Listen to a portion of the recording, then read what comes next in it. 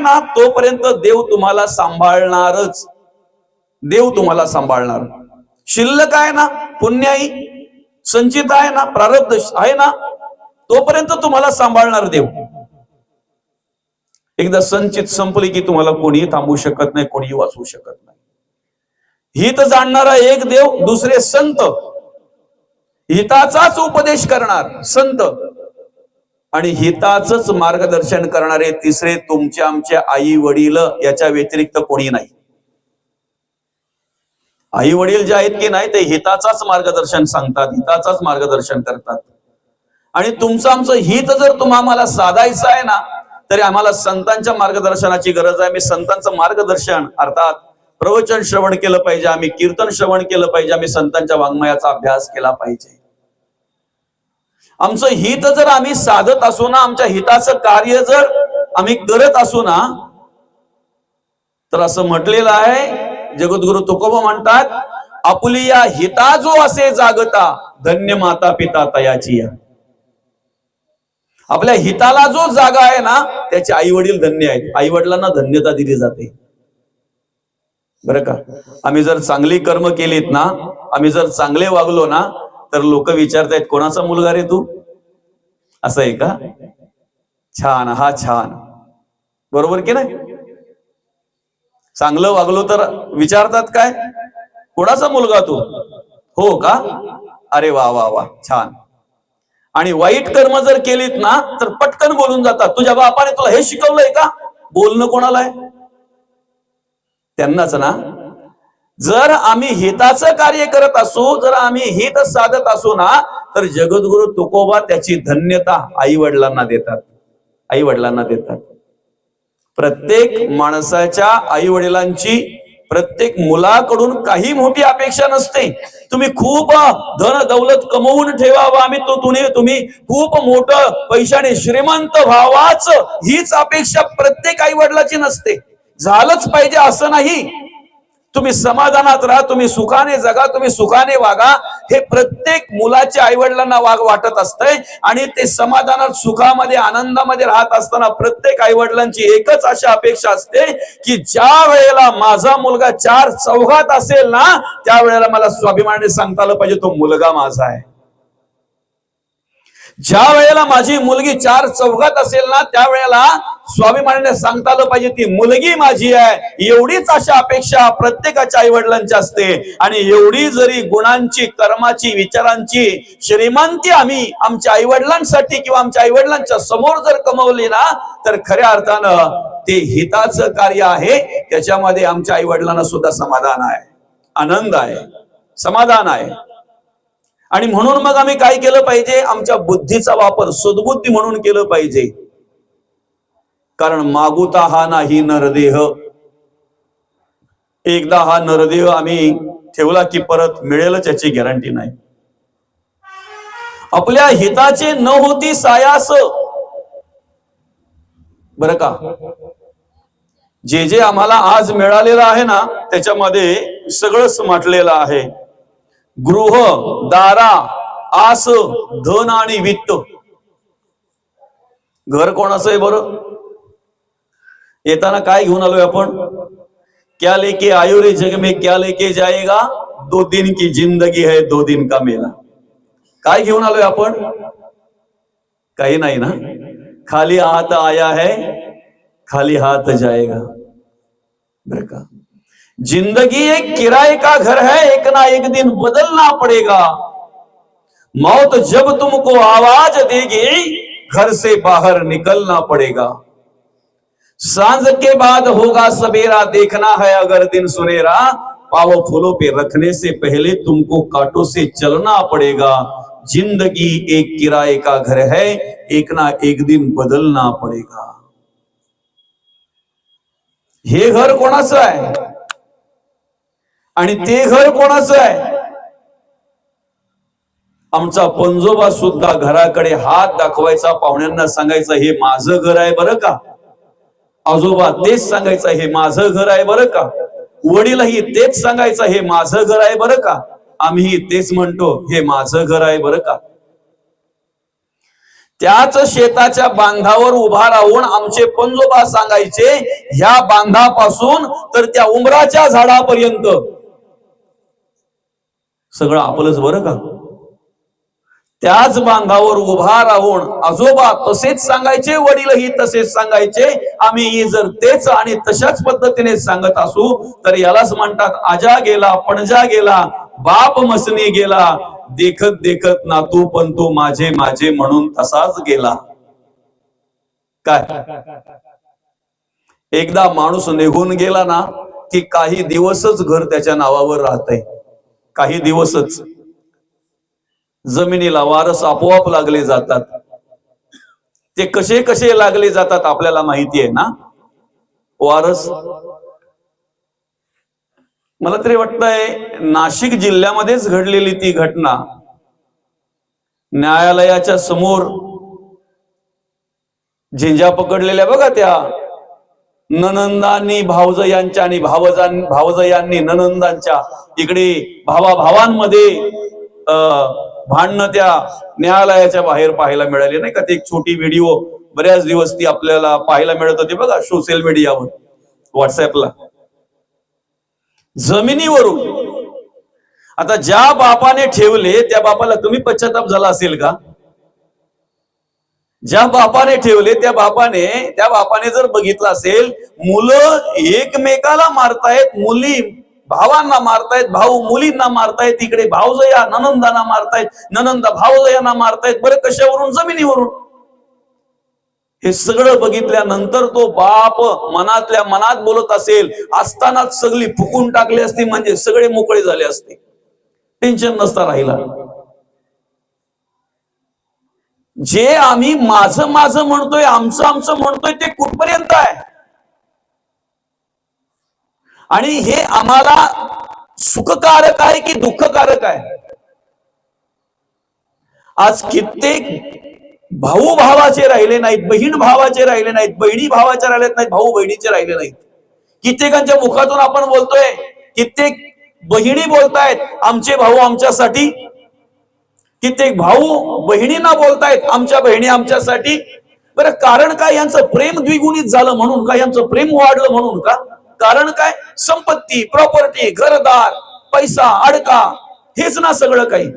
काय म्हटलेलं आहे इथं? आपले हिताचे न होती सायास. त्याच्यामध्ये पहिला गृह मांडलेला आहे. घर घर घर घर घर घर घर लागते ना, बरं का. अजा गेला पणजा गेला, बाप मसने गेला, देखत देखत नातू पडतो तोही तैसाच झाला. अन्न वस्त्र आणि निवारा ह्या 3 गरजा माणसाच्या मूलभूत गरजा आहेत, महत्वाच्या आहेत. राहायला घर पाहिजेच. अरे घाम गाळून, कष्ट करून, मेहनत करून, आपल्या बुद्धीचा वापर करून, सद्बुद्धीचा वापर करून, सद्मार्गाने जर आम्ही पैसा गोळा केलेला आहे, कमवलेला आहे, तर त्याचा आनंद आम्ही नाही घ्यायचा तर मग कोणी घ्यायचा? करोड रुपयाचे बंगले आपले असावेत, लाखो रुपयाच्या गाड्या आपल्या बंगल्यांच्या पुढे असावेत, का नको? का नको? आम्ही जर घाम गाळून कष्ट करून सद्बुद्धीने आमच्या सदाचाराने जर पैसे कमवलेले आहेत ना, तर त्याचा आनंद आम्ही घेतलाच पाहिजे. पण त्याचं समाधान आम्हाला आहे का? त्याचं सुख आम्हाला आहे का? ते माझं आहे म्हणून नका मिरू. कारण कालांतराने ज्या वेळेला अंतरात्मा निघून जातो ना, त्या वेळेला शेवटची आंघोळ सुद्धा करोड रुपयाच्या बंगल्यामध्ये नाही होत. अंतिम संस्कार कितीही जरी आवडीचा असला ना, कितीही जरी मेहनत केली असली आणि किती जरी शून्यातून विश्व निर्माण केलं असेल ना, साम्राज्य उभं केलं असेल ना, तरी सुद्धा अंतिम संस्कार घरात नाही होत, बरं का. याचा विचार आम्ही केला पाहिजे. आणि म्हणून मग या ठिकाणी संत म्हणतायत गृह दारा कुठपर्यंत आहे? जोपर्यंत सगळ्यांच्या आशा अपेक्षा पूर्ण होतात ना, तोपर्यंत. प्रेम आम्हाला पाहायला मिळते, जीव पाहायला मिळतो कुठपर्यंत? जोपर्यंत तारुण्य आहे, ऐश्वर्य आहे, संपत्ती आहे, सुंदरता आहे, बरं का. तोपर्यंत या सगळ्या गोष्टी आम्हाला पाहायला मिळतात. एकदा काय आशा अपेक्षा पूर्ण झाल्या नाहीत ना, मनाविरुद्ध झालं की भांडी पडायला लागली समजा. खरंय की गोड आहे? मनाविरुद्ध झालं ना की दरवाजे वाजायला लागले, खिडक्या वाजायला लागल्या समजा, भांडी दबादब पडायला लागली असं समजायचं. ज्या दिवशी दरवाजांचा जोरात आवाज येईल, खिडक्यांचा जोरात आवाज येईल, भांड्यांचा जोरात आवाज येईल ना, पाहुण्याने समजावं काहीतरी झालंय, पाणी प्यावं आणि निघावं लगेच. मनाविरुद्ध झालं की अशी परिस्थिती पाहायला मिळते. म्हणून हे सगळ्या ज्या गोष्टी आहेत ना, पुत्र, दारा, धन, दौलत, घर, हे सगळं आम्हाला मिळालेलं आहे, जोडलेलं आहे. सगळं आम्ही सांभाळलं पाहिजे, सगळ्यांचा विचार आम्ही केला पाहिजे, बरं का. पण हे सगळं काही कार्य करत असताना आमच्या मनामध्ये माझं आहे, ममत्व जे आहे, आसक्ती जी आहे, ती आसक्ती आमच्या अंतःकरणात नको, ती आसक्ती आमच्या मनामध्ये नको, ती आसक्ती आमच्या बुद्धीमध्ये नको. कारण का माहितीये का? आज नरदेह मिळालाय तुम्हा आम्हाला, पुन्हा मिळेलच याची गॅरंटी नाही. कसं मिळालंय? अवचिता निदान सापडली, बरं का. अवचिता निदान लागले हे हाती, भोगावी विपत्ती गर्भवास. अवचिता निधान सापडले हाती, पाप पुण्य समकृत हा मग नर योनिषु जायते. 83,99,999 योनींमध्ये कुठेतरी कार्य करत असताना आमच्याकडून पुण्यकर्म घडली. कोणत्या तरी योनीमध्ये, कोणत्या तरी प्राण्या पक्षाच्या द्वारे कार्य करत असताना त्या ठिकाणी काहीतरी पुण्यकर्म घडले आणि म्हणून पुण्याचा साठा वाढला. पाप पुण्य समान झाल्यानंतर हा नरदेह आम्हाला मिळालेला आहे, हा मनुष्यदेह आम्हाला मिळालेला आहे. अवचिता. काय झालं माहितीये का? एका श्रीमंत माणसाला काहीतरी कावल्याची गरज लागली, कावळा. आता श्रीमंत माणूस जर असेल तर त्याला कशाची आवड लागेल सांगू शकत नाही ना, कारण श्रीमंती माणसाला कुठलीही आवड निर्माण करू शकते, कुठलीही. काय आवश्यकता लागली काय माहिती, पण त्याला आवश्यकता लागली कावळा हवाय. आणि ठराविक त्याने आकडा ठेवला, जो कोणी मला एक कावळा आणून देईल त्याला अमुक अमुक रुपये देईल, बरं का मौली. असा ठराविक त्याने आकडा ठेवला, ठराविक त्याच्यावर बोली लावली. जो कोणी मला कावळा पकडून आणून देईल त्याला मी अमुक अमुक रुपये देईन. आणि तुम्हाला माहिती आहे का, सगळ्यात जास्त चतुर जर कुठला पक्षी असेल ना, कावळा. किती डोळे असतात त्याला? सांगायला दोन पण दिसायला एकच. पण सहज पकडू शकत नाही आपण कावळ्याला. पकडू शकतो? नाही पकडू शकत. ज्या वेळेला त्या श्रीमंत माणसाने त्या संपूर्ण पंचकृषीमध्ये दवंडी दिली आणि सांगितलं की जो कोणी कावळा आणून देईल मला त्याला अमुक अमुक रुपये देण्यात येईल, अमुक अमुक अशी बक्षीस देण्यात येईल. बऱ्याच जणांनी प्रयत्न केला पण कोणाला काही कावळा मिळेना. एकदा काय झालं, एक आंधळा माणूस होता, दृष्टीहीन माणूस होता. त्याचा रोजचा नियम काय होता? गंगेत जायचा, उडी मारायचा, वरती टाळी वाजवायचा. नित्य नेमाने तो गंगेमध्ये गेला, उडी मारली, वरती टाळी वाजवल्याबरोबर कावला हातात आला. टाळी वाजवताना हातामध्ये काय झालं? अवचिता निधान लागलेसे हाती. कावळा हातात आला. आल्यानंतर त्याचा आवाज कावकाव आल्यानंतर ते दृष्टीने होता, पण ओळखलं त्याने, रे कावळाच आहे, बरं का. ओळखलं त्याने, कावळाच आहे. त्याने विचार केला, कावळा मिळाला, आता आनंद वाटला त्याला. अमुक अमुक रुपये मिळतील. किती? ज्या श्रीमंत माणसाने सांगितले तेवढे रुपये मिळतील, अमुक अमुक रुपये मिळतील, बरं का. पण तेवढ्यात माणसाची आशा कशी असते नाही का, कशी अपेक्षा असते माणसाची. तसं मग त्याला वाटलं की एक मिळालाय, अमुक अमुक रुपये मिळतील, आणि दोन जर पकडले तर डबल मिळतील. म्हणून त्याने काय केलं माहितीये का? मिळालेला कावळा बगलो मध्ये ठेवला, काकेत. उडी मारली ना, पुन्हा टाळी वाजवली. काय झालं? काय झालं असेल बरं आता? तसंच झालं ते. आपलं पण तसंच होतंय. जसं त्याचं झालं ना, तसंच आपलं पण होतंय. पुन्हा मिळेल ह्या हेतूने आलंय मिळालंय ना, हे असंच निघून जातंय.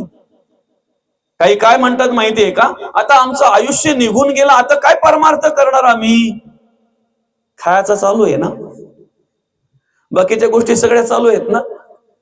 काय तेव्हा विचार करत नाही आम्ही, आता सगळं झालंय, आता आयुष्यभर खातं चालू आहे, अजून काय खायचं? ते सगळ्या गोष्टी चालू आहेत आमच्या.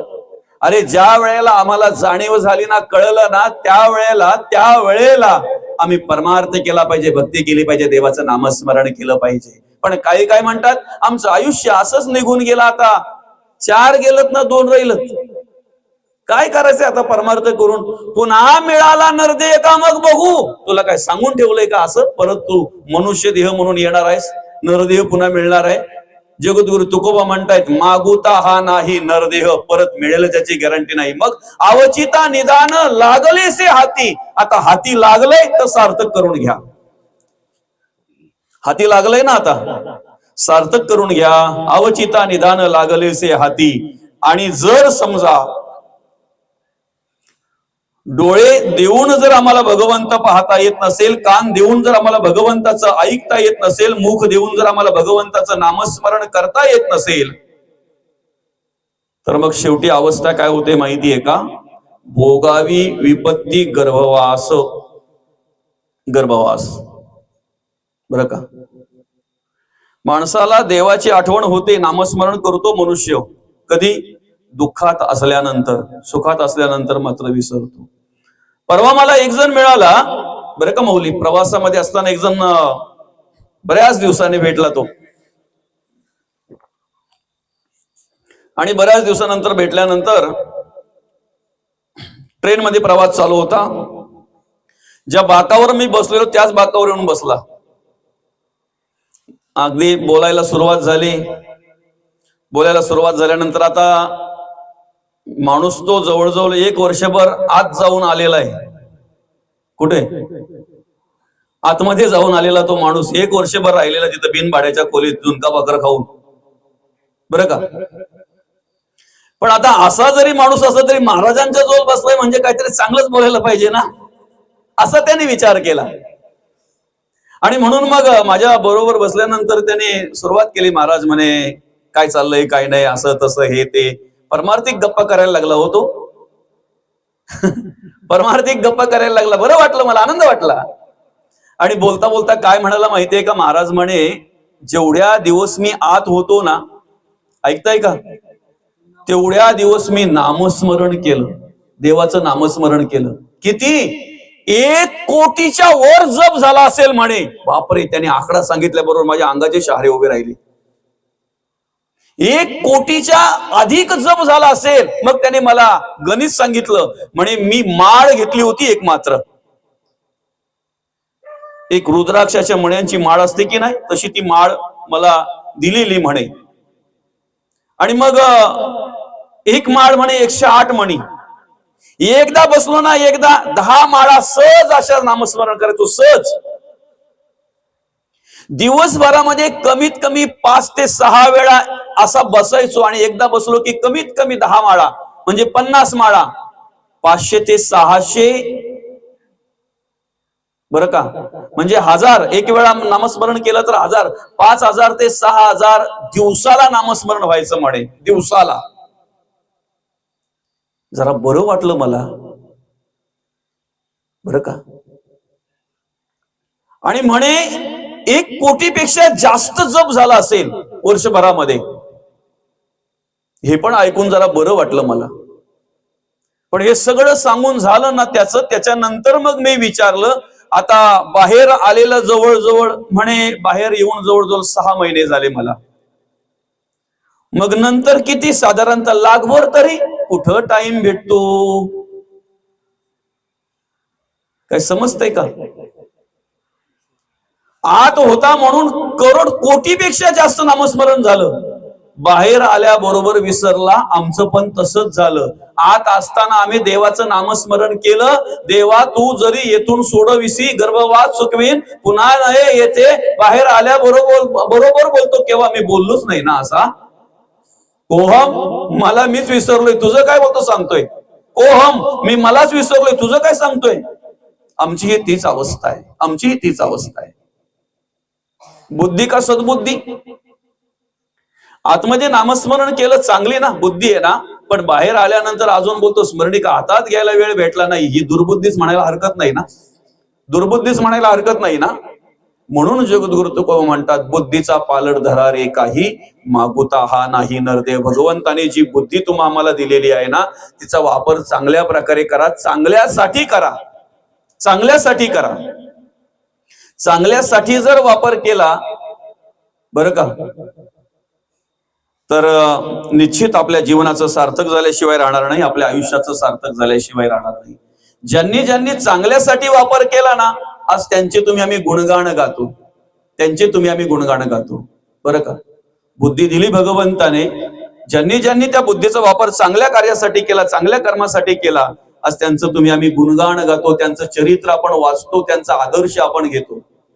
आम्हाला इथे करता आलं पाहिजे. का माहितीये का, मागुता हा नाही नरदेह, आपल्या हिताचे न होती सायास, गृह दारा आस धन वित्त हे सगळं कुठपर्यंत आहे. म्हणून तर जगद्गुरु तुकोबा म्हणतात ना, नको नको मना गुंतू माया जाळी, काळ आला जवळी ग्रासावया. ज्या वेळेला शेवटची वेळ येईल ना, त्यावेळेला ह्यापैकी कोणीही सोडवत नाही. काळाची उडी पडेल बा जेव्हा सोडविना, तेव्हा माय बाप सोडविना, बंधू पाठीची बहिणा, शेजीची कामीन दूर राहे, सोडविना राजा देशीचा चौधरी, आणि सोयरी भली भली. म्हणून जो सोडवणार आहे ना, त्याच्याबद्दल सांगत असताना तुकोबा म्हणतायत, तुका म्हणे तुला सोडविना कोणी, एक चक्र पाणी वाचून या. ज्याने तुम्हा आम्हाला आईच्या गर्भातून सही सलामत सोडवलंय ना, तोच तुम्हा आम्हाला शेवटच्या वेळेला सोडवणार आहे. म्हणून अखंड आम्ही नामस्मरण कोणाचं केलं पाहिजे, त्या भगवंताचं केलं पाहिजे, त्या देवाचं केलं पाहिजे. का, आज आम्हाला नरदेह मिळालाय, उद्या मिळेलच याची गॅरंटी नाही. जर मिळालाय तर सार्थक करून घ्या, मिळालाय तर उद्धार करून घ्या. उद्धार होण्याचा मार्ग आहे मनुष्यदेह, नरदेह उद्धार करून घेण्याचा मार्ग आहे. पुन्हा मिळेल याची गॅरंटी नाही ना, पुन्हा हा याच नरदेहामध्ये येऊ. कारण एकदा नरदेह ठेवला ना, की आम्ही ज्याप्रमाणे वागतोय, ज्याप्रमाणे जगतोय, त्याप्रमाणे पुढे गती सांगितलेली, त्याप्रमाणे पुढे त्याची वाटचाल सांगितलेली आहे, मरणोत्तर वाटचाल सांगितलेली आहे. बरं का, जेव्हा आमच्यातला एखादा माणूस निघून जातो ना माऊली, तेव्हा तो माणूस गेल्यानंतर देह आमच्या समोर पडलेला असतो, आमच्या समोर पडलेला असतो. अग्नी दिल्यानंतर तो पंचतत्वांमध्ये विलीन होतो. पृथ्वी पृथ्वीमध्ये विलीन होते, आप आपामध्ये, तेज तेजामध्ये, आकाश आकाशामध्ये, वायू वायूमध्ये विलीन होतो. पंचभूतांचा देह आहे, पंचभूतांमध्ये विलीन होतो. तिसऱ्या दिवशी आम्ही रक्षा सावरायला जातोय, राग भरायला जातोय. त्या देहाची, त्या शरीराची राग झालेली असते. मग मरणोत्तरचा प्रवास कोणाला आहे, ज्याला जीवात्मा म्हणतात त्याला. एकदा तो जीवात्मा ते शरीर सोडलं की, शरीर सोडल्यानंतर 13 दिवस ते यमदूत त्या जीवात्म्याला आमच्या दारात आणून ठेवत असतात. किती दिवस? उत्तर कार्य होईपर्यंत. आणि म्हणून मग ते सांगितलेलं आहे की 13 दिवस त्या घरामध्ये हरिनाम झाला पाहिजे, नामघोष झाला पाहिजे, भगवंताचं नामस्मरण झालं पाहिजे, ज्ञानदान झालं पाहिजे. आम्ही कसं जगावं, कसं वागावं याचा विचार आम्ही केला पाहिजे. कोणाचा द्वेष नको, कोणाचा मत्सर नको, कोणाचा तिरस्कार नको. त्या 13 दिवसामध्ये जेवढं आम्हाला पुण्यकर्म करता येईल तेवढं पुण्यकर्म आम्ही केलं पाहिजे, जेवढं दान पुण्य आम्हाला करता येईल तेवढं दान पुण्य आम्ही केलं पाहिजे. कारण आम्ही काय करतोय ना, तो ते जीवात्मा पाहत असतो, तो जीवात्मा पाहत असतो. आणि म्हणून मग आम्ही काय केलं पाहिजे, त्याच्या मुक्तीसाठी क्रियाकर्म आहेत, अंत्येष्टिविधी आहे. प्रत्येक दिवसाचा एक पिंड, असं 10व्या दिवशी आम्ही 10 पिंड करतो. नवपिंड केल्यानंतर त्यांचं पूजन झालं की ते विसर्जन केलं जातंय आणि 10व्या पिंडाचं दर्शन घेतलं जातंय, 10व्या पिंडाला जलदान केलं जातंय. कारण एक एक पिंड ज्या पद्धतीने आम्ही तयार करतोय ना, त्या ठिकाणी निर्माण करतोय ना, त्या पद्धतीने त्या गेलेल्या आमचा जो कोणी माणूस गेलेला आहे